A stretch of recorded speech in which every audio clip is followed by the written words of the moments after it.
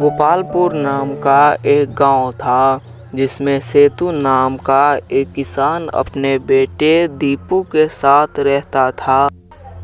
एक दिन की बात है, सेतु अपने बेटे दीपू से कहता है, बेटा दीपू, मैं तुम्हारी फूआ के घर जा रहा हूँ, तुम भी चलोगे? हाँ पिताजी, मैं भी आपके साथ चलूँगा। फिर सेतु अपने बेटे के साथ अपने बहन के घर जाने के लिए निकलता है। रास्ते में गांव का सेठ जगन्नाथ मिलता है। सेठ सेतु को रोककर बोलता है, सेतु कहाँ जा रहे हो? मैं अपने बहन रामलता के घर जा रहा हूँ। ठीक है सेतु, ठीक से जाना। कहा जाता है कि वो रास्ता चुड़ैलों के वश में है, तुम थोड़ा संभल कर ही जाना। ठीक है सेठ जी। ऐसा कह के वो दोनों अपने अपने रास्ते चले जाते हैं। जाते जाते शाम हो गई थी।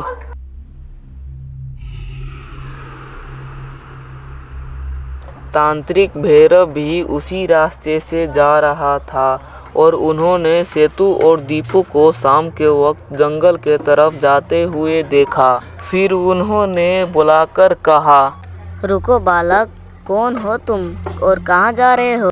सेतु इधर उधर देखते हुए बोला, तांत्रिक महाराज, मैं अपने बहन के घर जा रहा हूँ। तांत्रिक कहता है कि ये रास्ता सही नहीं है, इस जंगल पर चुड़ैलों का वास है, तुम लौट जाओ बालक। तांत्रिक के कितना भी कहने पर सेतु नहीं माना और जंगल के तरफ चला गया। और वहाँ चुड़ैल भी अपने शिकार को खोज रही थी। चुड़ैल भी कई दिनों से भूखी थी। यहाँ वहाँ घूमते घूमते चुड़ैल ने सेतु और उसके बेटे को देखा। फिर चुड़ैल भी उसका पीछा करने लगा और सेतु और उसके बेटे को डराना शुरू कर दिया। सेतु और उसके बेटे डरते डरते आगे बढ़े। तांत्रिक भी उसके पीछे पीछे आ रहा था और सेतु और उसके बेटे को खोजने लगता है। उधर सेतु और उसके बेटे चुड़ैल के इलाके में पहुंच जाते हैं। फिर चुड़ैल उसके सामने आ जाती है। सेतु और उसके बेटे बहुत डर जाते हैं। चुड़ैल बोलती है, कितने दिनों से इंसानी मांस नहीं खाया है, आज ताजा ताजा मांस खाने को मिलेगा, वो भी एक नहीं दो इंसान है, आज तो मेरी दावत है। ऐसा कहता है कि तांत्रिक पीछे से आ जाता है और तांत्रिक बोलता है, अब मैं तुम्हें नहीं छोड़ूंगा चुड़ैल, तुमने बहुत आतंक फैला लिया। तांत्रिक ऐसा बोलता है कि चुड़ैल तांत्रिक पर हमला कर देती है। फिर दोनों के बीच में बहुत बड़ा लड़ाई होने लगता है।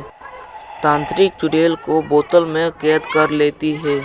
तांत्रिक चुड़ैल को चिढ़ाते हुए बोलता है, चुड़ैल, आज से तुमने बहुत आतंक फैला लिया।